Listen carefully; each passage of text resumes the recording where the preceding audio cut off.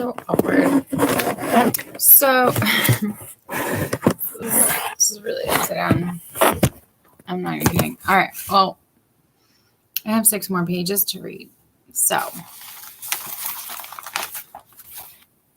we're in subpart D, trusts of real property outline, BARBRI outline, and within part 1, interest in real property, I think. An express trust involves the holding of title to property by a trustee who has an equitable fiduciary duty to deal with it for the benefit of other persons, the beneficiaries. Private trust concepts and parties, and you name settlor, trustee, beneficiary, the res, and the application of the rule against perpetuities. Those are the components before we get into the creation of trusts. For settlor, the settlor is a person who creates a trust by manifesting an intent to do so. While a trust of personal property may be expressed orally, the statute of frauds requires a writing to create a trust of real property. The settlor must own the property at the time the trust is created and must intend to make the trust effective immediately. Trustee, the trustee holds legal title to the property but must act under the instructions of the settlor who created the trust. The trustee has a fiduciary duty to use the highest care and skill for the beneficiaries. If the trustee has no duties at all, the trust will fail and legal title will vest immediately in the beneficiaries. However, if the trustee dies, resigns, or refuses to serve, the trust will not fail. A court of equity will appoint a substitute trustee. Beneficiaries. The beneficiaries are the persons for whose benefit the trust is created and held. They hold equitable title to the property. Every private trust must have at least one beneficiary, and the beneficiaries must be definitely identifiable by the time their interest comes into enjoyment and in all events within the period of the rule against perpetuities. Acceptance of the benefits of the trust is normally presumed, but a beneficiary may renounce his rights under the trust within a reasonable time after learning of its creation. The trust may be for a class of beneficiaries, for example, all the living descendants of Mary Jones, provided that the class is small enough to be reasonably definite. Res. The res is the property that is the subject of the trust. If there is no res, the trust fails. The res must be real property or personal property, tangible or intangible, and may be either a present interest or a future interest, vested or contingent. The trust res must be segregated from other property of the settlor, but this does not preclude a trust of a fractional share interest, such as a trust of an undivided 1/2 interest in Black Acre, where the settlor owns all of Black Acre. Application of rule against perpetuities. The rule against perpetuities applies to the equitable. Are we still recording? Future interests of the beneficiaries in a private trust, just as it does to legal future interests. So O conveys land in T and trust for the benefit of A for so long as the existing house remains on the land. House on the land remains standing, and then for the benefit of the then living descendants of A. The equitable interest of the descendants of A is void because it is not certain to vest or fail within 21 years after the life of any person living at the time the trust is created. Creation of trusts. Part 2 under trusts includes inter vivos conveyance, inter vivos declaration, testamentary conveyance, and pour over existing trust. So an inter vivos conveyance, an inter vivos trust can be created by the settlor's conveyance of the trust res to the trustee while the settlor is alive. For real property, this must be done by a writing to satisfy the statute of frauds. This is usually accomplished by delivery of a deed. Inter vivos declaration. The settlor may declare that he is now holding certain property previously held outright by the settlor in trust for certain beneficiaries. That is so weird. I can't. I need to film what's going on. I know. silly. Sideways. If I can deal with this weird sideways light.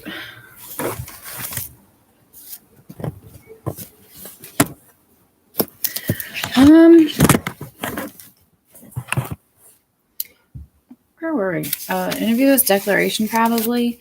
So the settler may declare that he is now holding certain property previously held outright by the settler in trust for certain beneficiaries. No deed or delivery is necessary, but if the res is real property, the declaration must be in writing and signed by the settler. So declaration is kind of interesting that it's here. No deed or delivery is necessary, but the res is real property. A declaration must be in writing and signed by the settler. Okay. I don't have an example. It's in the Wills and Trust book. But it's a settler can self-declare if they use the right language. But it's kind of like an attestation that you need the notary to sign, though it's not. So I'm surprised it's here because I didn't really think it was necessary for a trust to be created. But it is really incredibly important for trust. So we'll have to look into that in the trust section. Maybe pull out the book, see if we can't read what it says.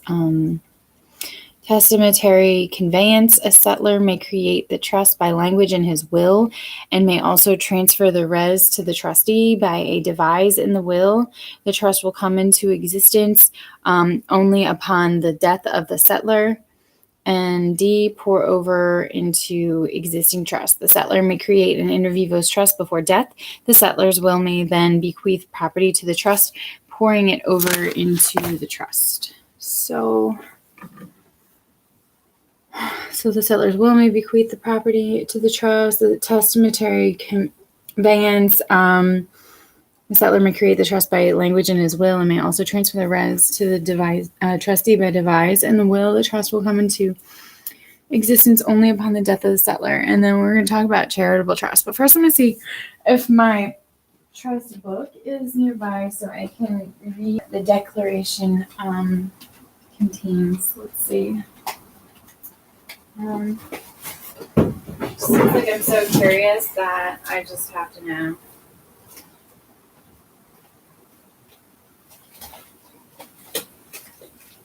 And I just don't have any books here anymore. What a bummer.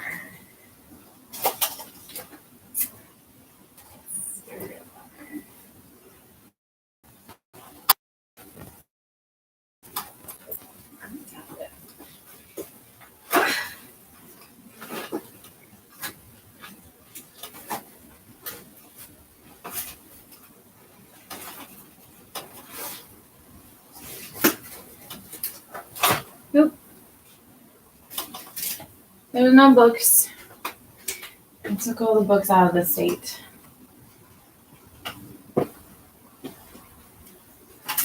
So, hey Siri, can you look up a trust declaration? Here's what I found. Declaration of trust under U.S. law is a document for an oral appointment.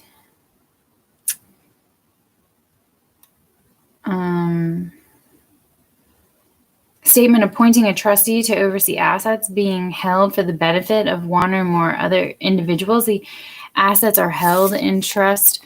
The document or statement also contains details of the trust purpose, its beneficiaries, and how it will be managed by the trustee. The declaration of trust is sometimes referred to as a nominee declaration.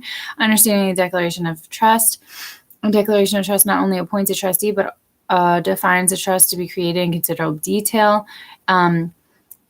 it identifies the assets held within the trust. It states who will benefit from the trust and who can amend or revoke the trust, as well as the name of the trustee and what powers the trustee holds.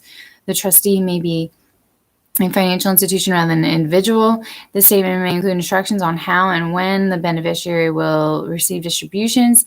The declaration provides an overview of the trust purpose or objectives and how the trustee may invest and manage assets to support the beneficiaries. It also may explain who will replace the trustee in the event of illness, incapacitation, death, or any other reason. State laws differ. Some states require a declaration of trust to be made in writing, while others will permit oral declarations. And key takeaways: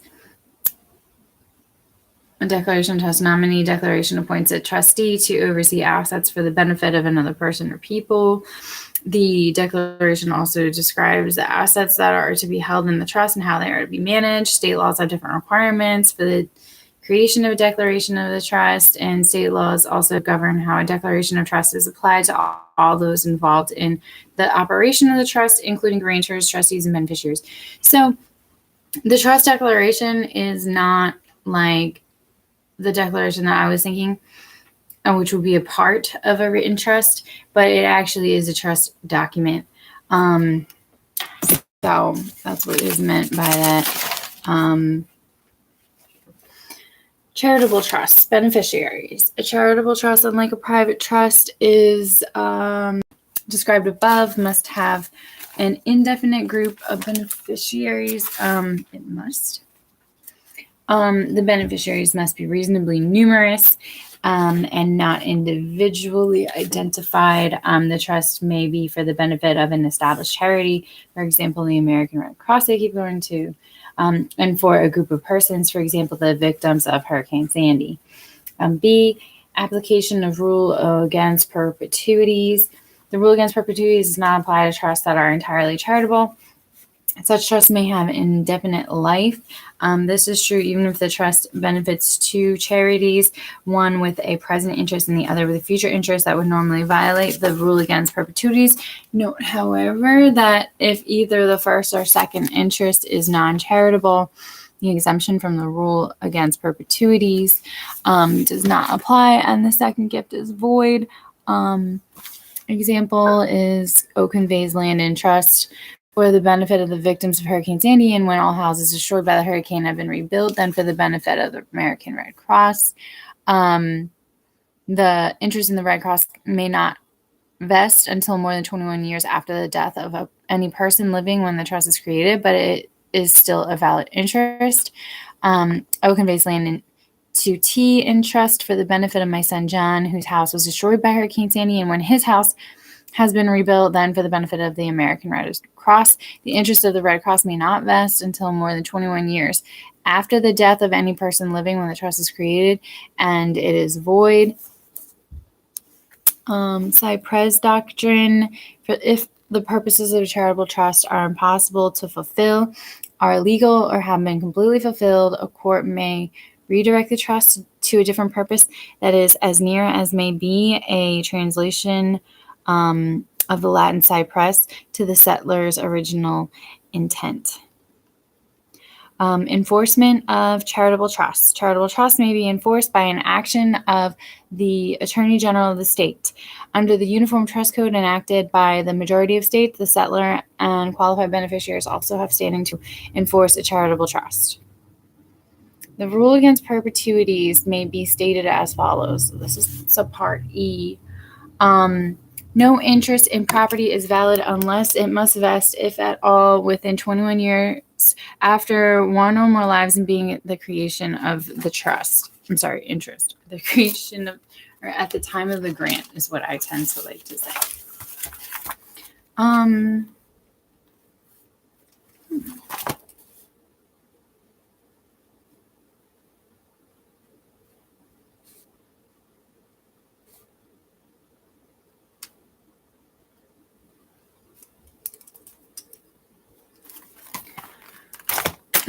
What I say is no interest is good unless it must vest, if at all, within 21 years of life and being at the time of the grant.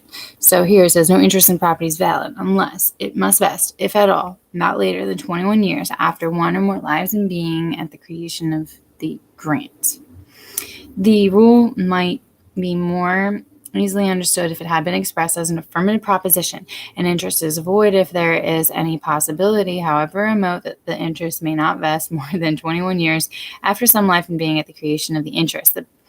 This paraphrase of the rule properly places the emphasis on the possibility of remote vesting, the test by which the invalidity of an interest is shown. If a situation can be imagined in which the interest might not vest within the perpetuities period, the interest is void. This is the result, even though the circumstances might bring about the remote vesting. This is a result, even though the circumstances might bring about the remote vesting are unlikely to occur or are unrealistic. All kinds of unlikely things are considered capable of happening under the rule. The rule applies to the following: legal and equitable future interest in personal and real property. So you've got contingent remainders, executory interests. Those are the first two on the list. Class gifts, even if vested remainders. Options and rights of first refusal and powers of appointment. So, analysis of the rule. When the perpetuities period begins to run, the validity of interest under the rule determined at the time the interests are created, taking into account the fact then existing, the lives in being plus 21 years period begins to run, and the measuring lives used to show the validity of an interest must be in existence at that time. So that's when the perpetuities period begins to run. Will is when the interests are created. Will, for example, the date the perpetuities period begins to run is the date of the testator's death. Revocable trusts, the date the perpetuities period begins to run is the date the trust becomes irrevocable. In the case of irrevocable trust, the perpetuities period begins to run on the date the trust becomes irrevocable. This will be at the settler's death unless the settler amends the trust, making it irrevocable during his lifetime. Irrevocable trusts, the perpetuities period for irrevocable trust begins to run on the date the trust is created. Deeds, in the case of a deed, the perpetuities period begins to run on the date the deed is delivered with the intent to pass title. Must vest. What does this mean? To be valid under the rule, it must be shown that the interest created in the transferee must vest, regardless of what may happen within lives in being plus 21 years. An interest becomes vested for purposes of the rule when Romanet 1, it becomes a present possessory estate. Romanet 2, it becomes indefeasibly vested remainder or a vested remainder subject to total divestment. Remember that the rule is applicable only to future interests created in third persons. Consequently, the rule generally applies only to contingent remainders, executory interests, and vested remainders subject to open. Remember that the rule is applicable only to future interests created in third persons, right? So it generally applies only to contingent remainders, executory interests, and vested remainders subject to open. So what you're saying is that it doesn't apply. Okay, and we'll probably get to what it doesn't apply, but again, it doesn't apply to like reversions in the reserved to the grantor. Examples: to A for life, then to A's children for their lives, and on the death of the last survivor of A's children to B in fee simple. At the time of this disposition, A has two very young children and is quite capable of having more children in the future. Romanet 1, A has a present possessory life estate. A's present children have vested remainders in life estates that are subject to open in favor of any future children born to A. There is a contingent remainder in a life estate in A's unborn children, but this interest is valid under the rule because the children's life estates will vest at their birth, which will be in A's lifetime. 21 has, I'm sorry, B has an indefeasibly vested remainder in fee simple. B's interest is valid under the rule, even though it may be years before B or her successors is entitled to present possession and enjoyment of the property, and even though B or her successors may not succeed to present possession and enjoyment until the death of some person not now in being, i.e., future born child of A may be the last survivor of A's children. Despite all this, B's interest is valid under the rule because it is an indefeasibly vested remainder from the time of its creation. For another example, number 2, to A for life, then to B, but if at B's death she is not survived by children, then in that event to C. Ruminant 1, A has a present possessory life estate. So to A for life, then to B, but if at B's death she is not survived by children, then in that event to C. A has a present possessory life estate. B has a vested remainder subject to total divestment in fee simple. C has a shifting executory interest in fee simple. C's interest is valid under the rule. B's is the relevant life that can be used to show that C's interest will vest within the perpetuities period. If B dies in A's lifetime not survived by children, C's interest will become an indefeasibly vested remainder. If B survives A and therefore dies not survived by children, C's executory interest will become the present possessory estate. Of course, B may die in A's lifetime or after A's death, leaving children surviving her, in which case C's interest is extinguished, but that does not matter. The rule requires that an interest must vest, if it does vest, if at all, within lives and being plus 21 years. But which life is the measuring life in these examples? Like, is it the first person named?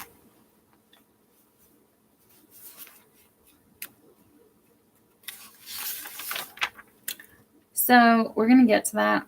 But it's killing me not knowing. Wait and see rule. A majority of states have modified the must vest if at all rule above. Under the modified approach, these states suspend judgment as to whether the interest in question is good or void. Potentially, they wait until the end of the perpetuities period. If the interest in question actually vests during the period, it is good. If it does not vest or fail during that period, it is void. Until the end of the perpetuities period, it is impossible to know for sure whether the interest is good or not. Consider example 3 above. To A for life, and on her death to such of her children as attain the age of 35.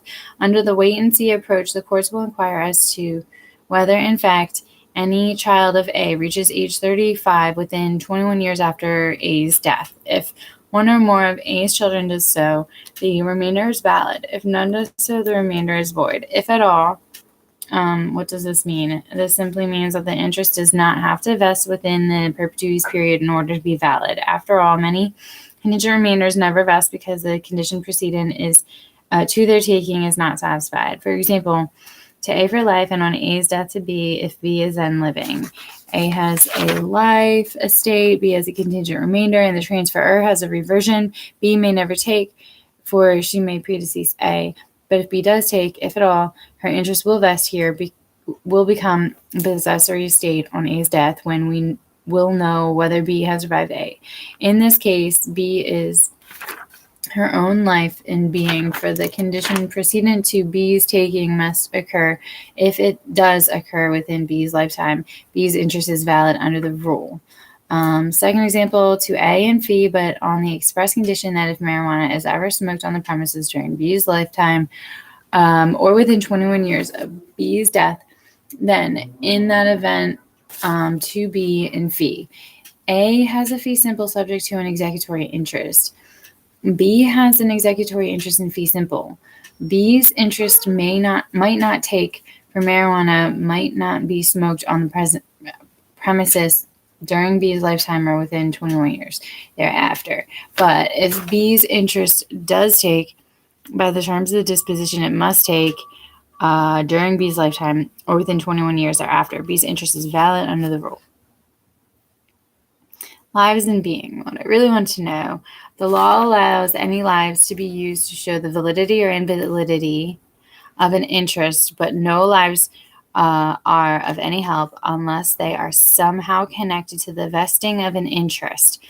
The measuring lives need not be given a beneficial interest in the property, and they need not even be expressly referred to in the instrument, but there must be some connection that ensures vesting or failure of the interest within the perpetuities period. So it has to be connected with the vesting of an interest. Then we'll have to be beneficiaries. To A for life, then to such of A's children as attain the age of 21. Here, the relevant measuring life is A. All of A's children are going to attain age 21, if at all, within 21 years after A's death. This includes a child in the mother's womb at A's death. The perpetuities period includes any period of gestation actually involved. Example 2, T's will divides her residuary estate to such of my nephews and nieces as attain the age of 21. At the time of T's death, she has 2 brothers and 6 nephews and nieces, all of whom are under age 21. Is the gift valid under the rule? The answer, it depends. Specifically, it depends on whether T's parents are living. The relevant measuring lives are T's brothers and sisters, because all of T's nephews and nieces will attain age 21, if at all, within 21 years of their parents' deaths. If T's parents are dead, her 2 brothers are all the brothers she is ever going to have, and T's nephews and nieces will be the children of these brothers. The disposition is valid. That's ridiculous. But if T's parents are alive, they might have another child, call him Excelsior. A brother or sister of T, not alive at T's death, then T's 2 brothers and 6 nephews and nieces who are alive at T's death might die. Then Excelsior might have a child who lives to attain age 21, more than 21 years after any life in being. Because this might happen, the disposition is invalid under the rule.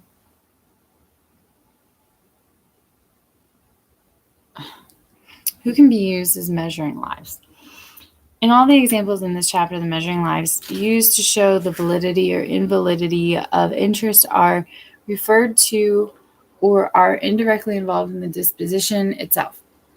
It is a common drafting practice to use a perpetuity saving clause to make sure that the rule has not been accidentally violated, for the rule is difficult to master, and sometimes to extend the duration of trust to the maximum extent permitted under this rule.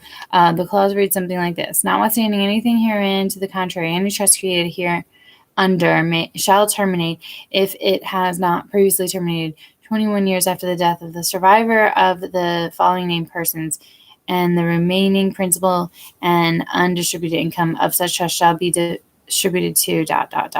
In the blanks are inserted the names of persons to be used as artificial measuring lives. Most commonly, the descendants then living of the transferor are specifically named. Alternatively, the clause might provide, after the death of the survivors of all my descendants who shall be living at the time of my death.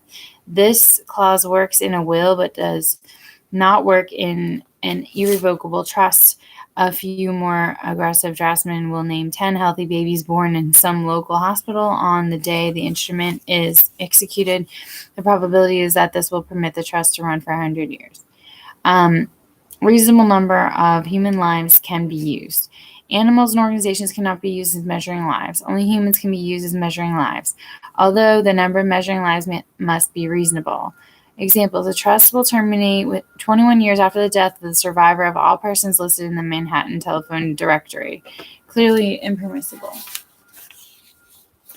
The trust will terminate 21 years after the death of the survivor of all the descendants of Queen Victoria who are alive at the time of my death. This royal lives clause was widely used in England shortly after the turn of the century, and the English courts grudgingly sustained it. If the name of some currently famous person were used in this fashion, it is highly questionable whether American courts would sustain the disposition. Interest exempt from rule. Gifts over to second charity. I thought this was my last page. Oh my god, there's still so much more. Oh my god. There's a lot more still.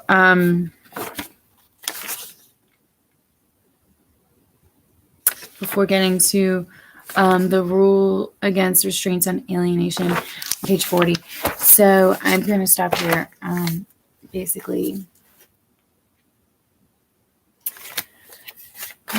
gifts over to second charity. Oh my god.